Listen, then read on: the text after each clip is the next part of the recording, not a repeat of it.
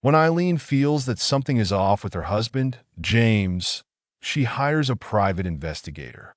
But a few weeks into the investigator wants to call it off. But why? What could James be up to that even an investigator doesn't want to delve into? Don't forget to like and subscribe for more inspiring stories. At 33, and after being with James for so long, I thought I knew everything about my husband. We've been married for 4 years, and in the beginning, we were on the same page about the future. We decided that we didn't want kids right away. First, we needed to settle into life, leave our cramped apartment, buy a house, and build the kind of financial security that would make raising a family easier. That's exactly where we are now. In a white 2-story house with a yard, savings in the bank, and 2 rock-solid careers. I'm an editor at a top-tier magazine, and James runs a cybersecurity team for a large corporation. On paper, everything is perfect. So, why does it feel like my husband is slipping away? Lately, James has been acting off. He's constantly on his phone with late-night calls that end the moment I walk into the room. Sometimes I catch the faintest whiff of a perfume that definitely isn't mine. And, my God, the lies are subtle, but they're there. His attention is elsewhere, like he's living in some parallel world I just can't access. I've spent hours lying awake, imagining the worst. At first, I tried convincing myself that I was overreacting. But that morning at work, I couldn't keep it in. During a break, I found myself unloading on my colleague, Rachel, who sat across from me at the long, glass conference table. "I just know something's wrong, Ratch," I muttered, shaking my salad. "He's been taking weird calls and coming home smelling like another woman." Rachel gave me a sympathetic look, one that made me feel both seen, but also stupid. "Have you asked him about it?" "Of course," I said. "He just brushes me off, saying that it's work. But I can tell he's lying." I rested my elbows on the table, fighting back the lump rising in my throat. What if he's seeing someone else? How am I supposed to start a family with him if I can't trust him? Rachel was quiet. Then she leaned in slightly, dropping her voice. "Listen, if you want real answers, there's someone I know who can help." "Well, like a therapist?" I asked. "No, a private investigator." I blinked, thrown off by how casually she said it, like it was normal to hire someone to tail your husband. She must have noticed my hesitation, because she continued speaking quickly. "Look, you're obviously going through it, Eileen. If you need clarity, and I mean real clarity, this guy can give it to you. I know someone who used him before, and she got answers fast. No fluff, just the truth." The idea felt heavy and strange, like I was crossing some invisible line. But at the same time, a flicker of hope stirred inside me. "How do I contact him?" I asked. Rachel scribbled a name and number from her phone onto a piece of paper. "His name's Benson. He's discreet. He'll tell you everything you need to know. But what if he is really cheating on me? The thought is always a gut punch. But if I'm ever going to build a family with this man, I need to know the truth." So, I decided to take Rachel's advice and hire a private investigator. I met Benson in a dimly lit cafe. My stomach twisted into knots as I told him everything. "Those late-night calls cannot be work-related," I said, stirring my coffee. "There's something more. There has to be more. It's a gut feeling, Benson." Benson stirred his own cup of coffee slowly. "Eileen," he said, "I've been in this business for a long time. More often than not, when someone thinks their spouse is cheating, they're right. You need to be prepared for whatever we find." I nodded. "I need you to understand that properly," he pushed. "Whatever we find, there's no going back, Eileen." I knew the risks. I knew that once Benson pulled the curtain back, there'd be no going back to blissful ignorance. The days that followed were agony. Every time James glanced at his phone, my pulse spiked. At work, I buried myself in deadlines, trying to keep my mind from spiraling. I was sitting at the office, going through the final layout of the upcoming issue, when my phone rang.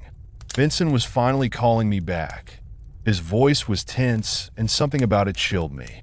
"Eileen, we need to stop," Benson said. "We need to drop the investigation for both of our sakes." My heart slammed against my ribs. What could be so bad? What? Why? I gasped. There's a lot more going on here than we realized.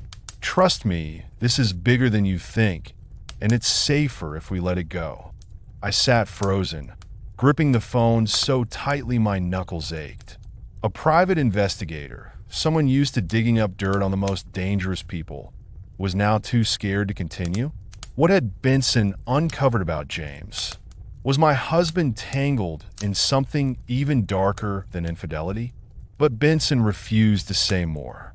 "Keep the money," he muttered before hanging up. "I don't want it."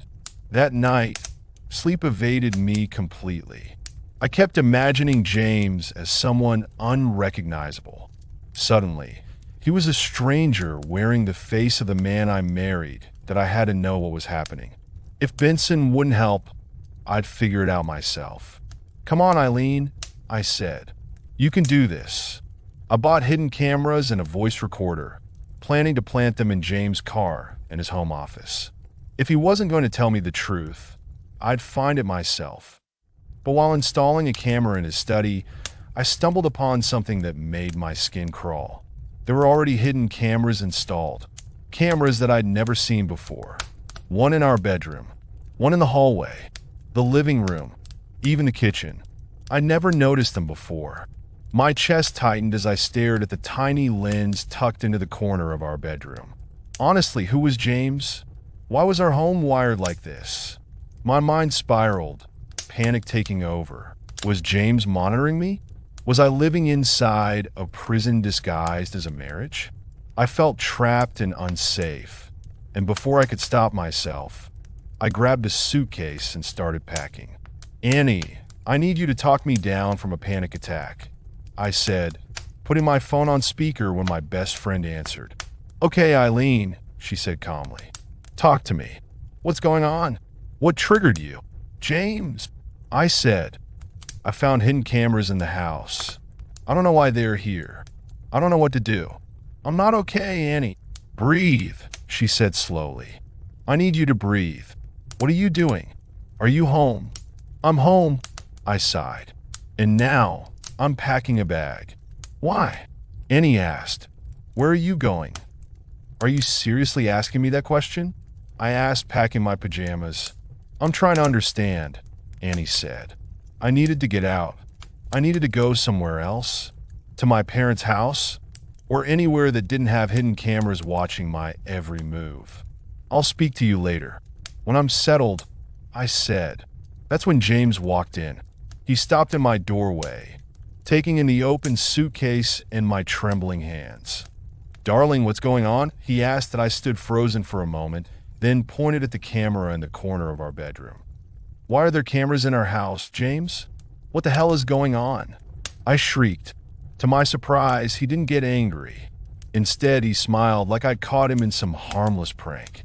"How did you find them?" he asked, his voice calm, almost amused. "Were you trying to install a camera too?" The absurdity of his response made me want to scream. "Yes. I thought you were cheating on me. But this, I don't know." I gestured wildly at the camera, my voice cracking. "This is worse. You've been watching me. Why, James? Who are you?" My husband let out a long sigh and stepped closer. "I'll explain everything, Eileen," he said. "Just please try to understand." I nodded. "I told you I work in cybersecurity, yes?" James began slowly. "That's not the entire truth. I'm not just a cybersecurity kind of guy, darling. I'm an agent." My stomach dropped. "An agent?" I repeated, the word tasting foreign in my mouth. "What? What kind of agent?" "I'm with the Secret Service," he said, his voice steady but his expression careful. "The cameras are for our safety, not to spy on you, darling. I couldn't tell you before. It was too dangerous. I just wanted to make sure no one would come snooping around while we were out. Or worse, while you were home alone." The room tilted slightly as his words sank in.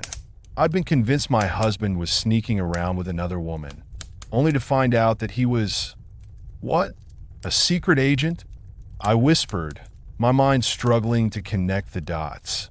You're James Bond now, huh? He chuckled softly, though the weight in his gaze didn't lift. It's not as glamorous as it sounds, really. I provide security for high-level government officials, sometimes foreign diplomats when they visit. It's complicated and stressful, but I've been trying to transfer to desk duty. Desk duty? I asked, still reeling. Actual cybersecurity, he clarified. So I can be home more. I want to build our family, Eileen. That's why I'm making the switch. I stood there dazed.